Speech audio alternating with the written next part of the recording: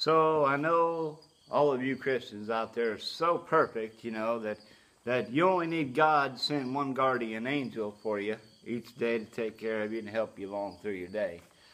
But me, I'm such a wreck, God has to send four. Four guardian angels take care of me every day. And I can just hear the conversation up in heaven. Lord, four of us need to go down there and take care of him again? Ain't you ever going to get him straightened out?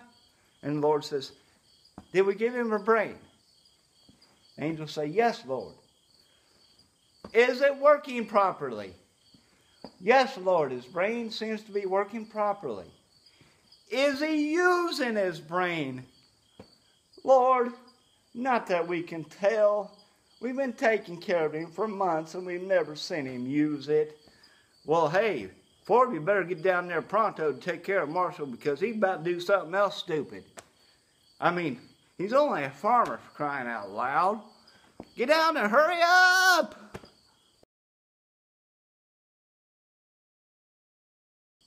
So I got 3 teenage daughters, and they all wanted new iPhones to talk to their friends. And I told them straight out, I said, listen, I think that you'll get into trouble if I get you an iPhone. Come on, Dad, please. Mom, make him consider it. Come on, Dad. Okay, I said, girls. Here's what I'll do. I'll take the matter to the Lord in prayer tonight when I go to bed, just like I do every other thing that I want. And see what the Lord says. And so I go to bed that night and I say, Lord, I really think these girls are going to get in trouble if I get them iPhones. But Lord, if you're okay with it, you put the cash in my wallet tomorrow to get them iPhones, and I'll get them iPhones. So I went sound asleep. There was no cash in my wallet that night. So I went sound asleep. And early in the next morning, the girls got up around 11 o'clock. Rest downstairs. Well, Dad, what'd you decide? I said, girls, I prayed to God about it. And I don't know yet what his answer was. But let's find out. I told him, I said, Lord, if you want the girls to have iPhones, put the cash in my wallet the next day and I'll get them iPhones. So let's see what the Lord decided, ladies, And I got my wallet out and it was empty. And I looked down and said, God don't want you to have iPhones. He thinks you get in trouble with them, obviously. Dad, that's not fair. I said, it is fair. You're not getting an iPhone. You're not getting an iPhone. Now that is some good parenting, if I do say so myself.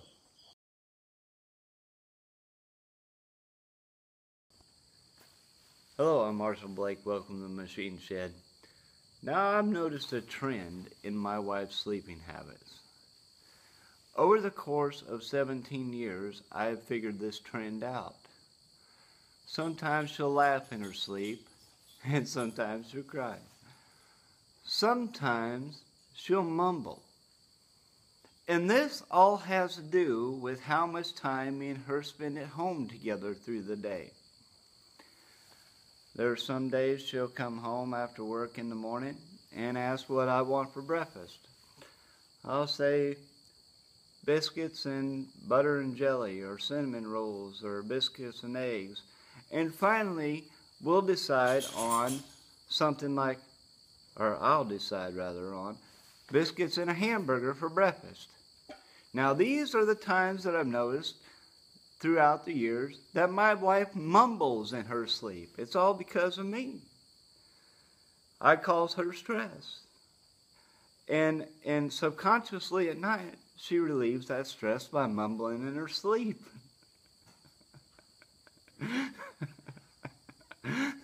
She really does. And then there's sometimes that like before we go to sleep or something, she'll be trying to read or whatever on her side of the bed, and I'll be poking her. One of my favorite things to do is shove my hand under her real quick and make her jump and and she's trying to read, or then I'll lick her eyeball.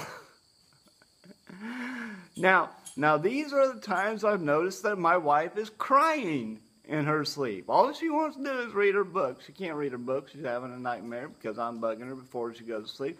These are the times that I notice she's crying in her sleep. Again, you know, I know it's all my fault. Quiet, dog. Go on. Get out of here. Oh, yeah. And, you know, when all the kids are at home and they're all making jokes of me being old and when I'm all sore and achy through my day and whining because I'm sick and whatever, these are the times that I know my evil wife is laughing in her sleep. I have really figured this trend out throughout the years. What I do really affects her when she goes to sleep.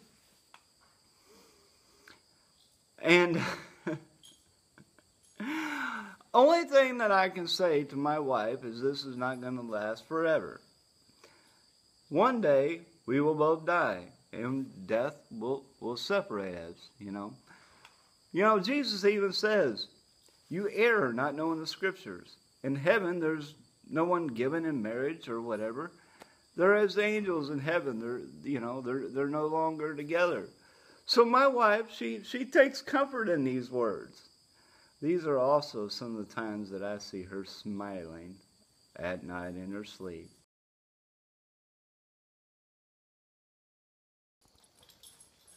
Have you ever wondered, you know, what God's thinking when you're doing crazy stuff in your life? You've had a rough day. I mean, God's given you a lot of challenges through your life. Later on that night, I don't know, about 11 o'clock at night, you're lying there praying. Oh, God, I've had a long day. I'm so tired. God's probably thinking, well, hello. Go to sleep. Quit talking to me. Go to sleep already. Haven't you bothered me enough through the day? Go to sleep. You complained all day long. Why don't you just go to sleep? I mean, I'm sure God has thoughts like this. I mean, who doesn't? My wife does. When I'm laying there in bed complaining that I've had a long day, she says, well, honey, just please go to sleep. I'm trying to read. I mean, it's just that simple.